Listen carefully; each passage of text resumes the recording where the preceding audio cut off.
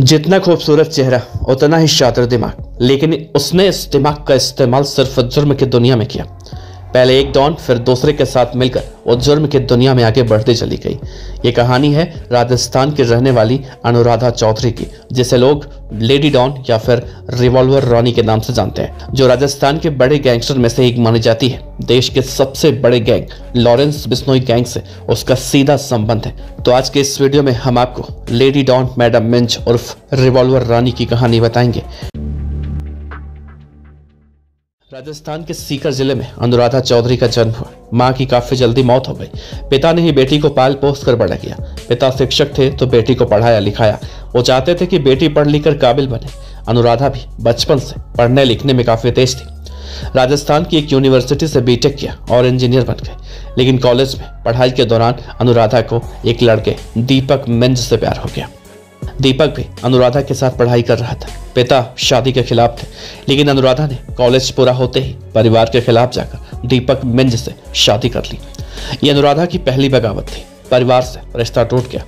जिंदगी चलाने के लिए दीपक और अनुराधा दोनों ने शेयर ट्रेडिंग का काम शुरू किया। वो लोगों से शेयर बाजार में इन्वेस्ट करने के लिए पैसा लेते थे। कुछ समय तक तो ये काम ठीक ठाक चला, लेकिन फिर दोनों को इसमें काफी नुकसान हुआ। बस इसी नुकसान ने बदल दी अनुराधा चौधरी की जिंदगी, और पैसा कमाने के लिए अनुराधा ने चुन लिया जुर्म का रास्ता। उस वक्त राजस्थान में गैंगस्टर आनंदपाल का काफी रुतबा था। अनुराधा चौधरी आनंदपाल के संपर्क में आई। पढ़ी लिखी और खूबसूरत तो थी ही, धीरे धीरे दोनों के बीच करीबियां बढ़ने लगी। तब राजस्थान में जुर्म की दुनिया में आनंदपाल की तूती बोलते थे। वो वहां का सबसे बड़ा गैंगस्टर कहा जाता था। हत्या, लूटपाट, किडनैपिंग, हर जुर्म को लेकर उसके ऊपर केस दर्ज थे। अनुराधा भी आनंदपाल की गैंग का हिस्सा बन गई। आनंदपाल से अनुराधा की करीबियां बढ़ी तो पति दीपक मिंज से दूरियां बढ़ने लगी, और कुछ समय बाद अनुराधा दीपक से अलग हो गई और फिर आनंदपाल के साथ रहने लगी। खबरें तो ये भी आई थी कि अनुराधा ने आनंदपाल से शादी भी कर ली थी। हालांकि अनुराधा इस बात से इनकार करती रही है। आनंदपाल और अनुराधा सालों तक साथ रहे। आनंदपाल ने जहां अनुराधा को रिवॉल्वर चलाना और जुर्म की दूसरी बारीकियां सिखाई, तो वहीं अनुराधा ने गैंगस्टर आनंदपाल को अंग्रेजी बोलना सिखाया। अनुराधा काफी तेज दिमाग के थे, और कहते हैं आनंदपाल अनुराधा की हर सलाह को जरूर मानता था।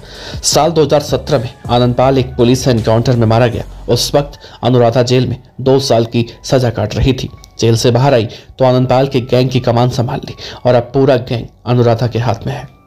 अपने गैंग को आगे बढ़ाने के लिए अनुराधा चौधरी ने हिंदुस्तान के सबसे खतरनाक गैंगस्टर लॉरेंस बिश्नोई गैंग से दोस्ती कर ली। राजस्थान से हथियार सप्लाई का काम अनुराधा की गैंग की मदद से होने लगा। बिश्नोई गैंग से दोस्ती हुई तो अनुराधा के रिश्ते काला जठेड़ी से बढ़े।